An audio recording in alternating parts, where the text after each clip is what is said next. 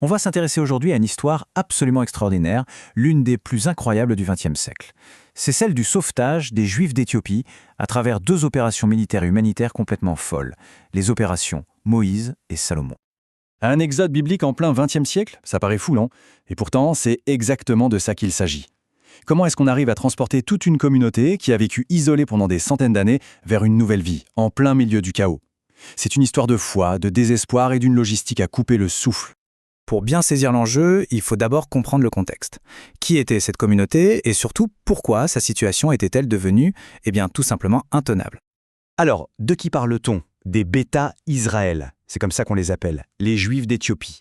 Il faut imaginer un peu. Pendant des siècles, ils ont vécu quasiment coupés du reste du monde juif. Ils ont préservé leurs propres traditions, leurs propres coutumes et surtout une foi inébranlable dans l'idée d'un retour un jour à Jérusalem. Et puis, au XXe siècle, tout bascule. Ce n'est pas une seule crise, c'est une véritable tempête qui s'abat sur l'Éthiopie. Des famines terribles, une guerre civile qui déchire le pays. Et par-dessus tout ça, la dictature brutale de Mengistu. Pour les Bêta Israël, c'est la double peine. En plus de tout ça, ils subissent des persécutions. Leur existence même est en jeu. Face à ça, que faire? La situation est juste désespérée. Alors, des milliers de personnes prennent une décision radicale, une décision de la dernière chance. Fuir, à pied, vers les camps de réfugiés au Soudan. C'est un voyage de tous les dangers, à travers des terres hostiles. Beaucoup trop, n'arriveront jamais au bout. Et c'est là, au cœur de ce drame, que va se monter la première grande opération de sauvetage. Une opération qui, pour réussir, devait rester un secret absolu. L'opération Moïse, c'est un truc de fou, vraiment. On est fin 1984, dans le plus grand secret, Israël, avec l'aide de plusieurs services secrets, met en place un point aérien depuis le Soudan. Pendant 7 semaines, des avions décollent clandestinement et réussissent à évacuer près de 8000 personnes. C'est un succès incroyable, sauf que le problème avec les secrets, c'est qu'ils finissent souvent par être révélés. Et là, c'est la catastrophe. Des fuites dans la presse, et tout s'arrête, du jour au lendemain. Le pont aérien est coupé. Il faut imaginer le désespoir pour les milliers de personnes qui attendaient encore leur tour dans les camps au Soudan. L'espoir d'un coup s'évanouit. Mais l'histoire, elle, ne pouvait pas s'arrêter comme ça. On avance de quelques années. La situation en Éthiopie ne s'est pas améliorée. Au contraire, elle est devenue encore plus critique. Et ça va déclencher une deuxième opération.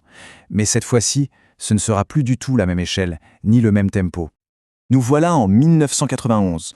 Le régime de Mengistu est en train de s'effondrer. Les rebelles sont aux portes de la capitale, c'est le chaos total. Et au milieu de ce chaos, la communauté juive qui était restée sur place se retrouve complètement piégée.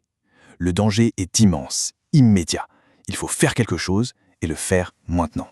36. C'est le nombre d'heures, pas une de plus. C'est la seule et unique fenêtre de tir pour monter l'opération et sauver des milliers de vies. Après, il sera trop tard, le pays sombrera complètement. La pression est maximale. 40. C'est le nombre de vols. Une flotte entière est mobilisée. Des avions de transport, civils et militaires. Certains ont même été complètement vidés de leurs sièges pour pouvoir faire monter un maximum de monde. C'est une véritable course contre la montre. Et le résultat est ahurissant.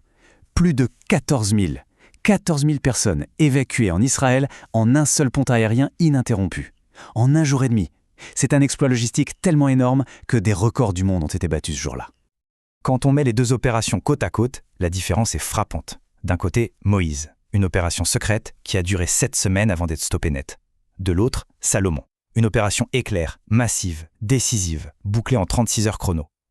Deux styles, deux époques, mais au final, un seul et même objectif, sauver une communauté.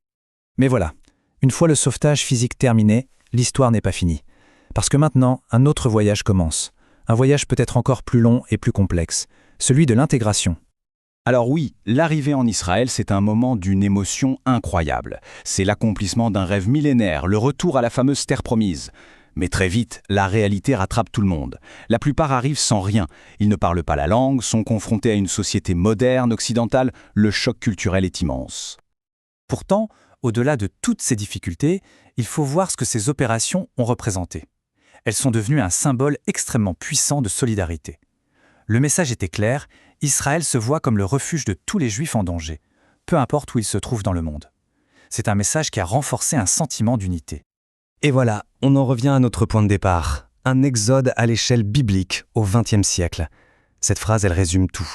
Quand on y pense, voir ces images de ponts aériens, de familles entières sauvées de la guerre et de la faim, C'est un peu comme si une page de la Bible prenait vie, mais à l'ère moderne, sous nos yeux. Et ça nous laisse avec une dernière question, une question plus profonde. C'est quoi, au fond, retourner dans une terre promise après en avoir été séparés pendant des siècles? Ces opérations spectaculaires ont mis fin à un exil, c'est certain. Mais elles ont ouvert un tout nouveau chapitre, avec ses propres questions sur l'identité, l'appartenance, sur ce que ça veut vraiment dire, être chez soi. Et ça, c'est une histoire qui continue de s'écrire aujourd'hui.